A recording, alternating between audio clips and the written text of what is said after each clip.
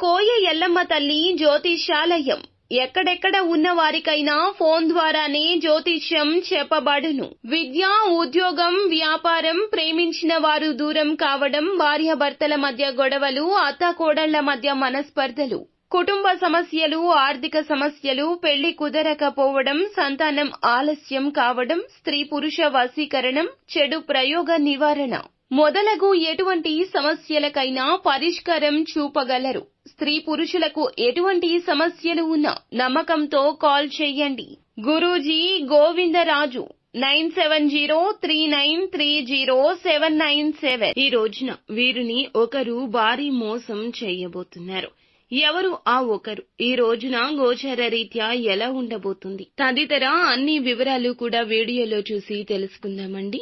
Video మీకు నచ్చితే తప్పకుండా ఒక చిన్న లైక్ అయితే చేసి మమ్మల్ని సపోర్ట్ చేయండి. ఇక ఆలస్యం లేకుండా వీడియోలోకి అయితే మనము వచ్చేద్దాము. ఈ రోజున మీ పతి పత్నిల మధ్య శారీరక సంబంధం కలిగిన ద్రోహం మాత్రమే కాదు, ఆర్థికంగా కావచ్చు, భావోద్వేగంగా కావచ్చు, స్నేహ సంబంధాల స్థాయిలో కావచ్చు, మీరు అండగా ఉండాలి అనుకున్న వ్యక్తే అడ్డదారులు కూడా తీయడం జరగొచ్చు. ఈ మోసం ఈ రోజున మీకు జరగనుంది. దీనివల్ల నమ్మకం అంటే నమ్మిన వారిపై ఉన్న అభిమానం పతనమయ్యే అవకాశం ఉంటుంది.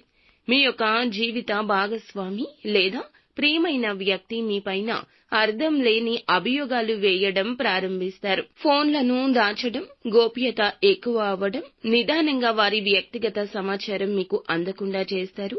పనిలో ఎక్కువ ఆలస్యం, అజ్ఞాత కాల్స్, ఇంటి పని, ఆఫీస్ పని పేరుతో వస్తాయి. ఇక మీ యొక్క మాటలు పట్టించుకోకపోవడం, చాలా కూల్గా వ్యవహరించడం మొదలవుతుంది. ఈ రోజున స్పష్టంగా ఈ మార్పు కనిపిస్తుంది. ఈ లక్షణాలు పట్టించుకోకపోతే ఒక పెద్ద మోసం జీవితాన్ని కలతపరుస్తుంది.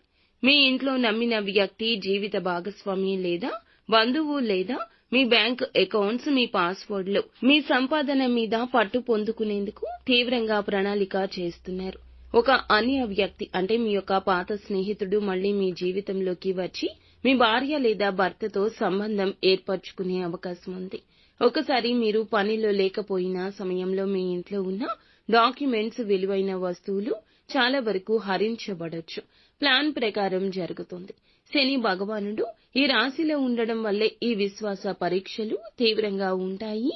మీరు నమ్మిన వారే మిమ్మల్ని ఈ రోజున అతిగా మోసం చేయబోతున్నారు. మాయ, మోసం, మానసిక గందరగోళానికి రాహువు కారకుడు. 3వ స్థానంలో ఉండడం వల్ల ఈ దుష్ప్రభావం బంధువుల రూపంలో వస్తుంది. భావోద్వేగాలు అణచివేయడం, సందేహాలు, నిశ్చయాలు కలగడం మొదలవుతుంది. మీలో అస్థిరత పెరుగుతుంది. ఈ యొక్క అపాయాన్ని నివారించాలంటే ఖచ్చితంగా పూర్తిగా నిశ్శబ్దంగా పరిశీలించండి. ఏమీ ఎవరిని అనకండి. వాళ్ళ ప్రవర్తన, మాట్లాడే తీరు గమనించండి. లింకులు, పాస్వర్డ్లు అన్ని కూడా మార్చేయండి. ఇంట్లో డాక్యుమెంట్స్ ని సురక్షితంగా దాచండి. నేరుగా ఎదురుగా ప్రశ్నించకుండా ఎవరితో అయినా స్నేహంగా మాట్లాడండి. మీ ఇంట్లో ఉన్న వారిపై డీటెయిల్డ్ నోట్స్ పెట్టండి.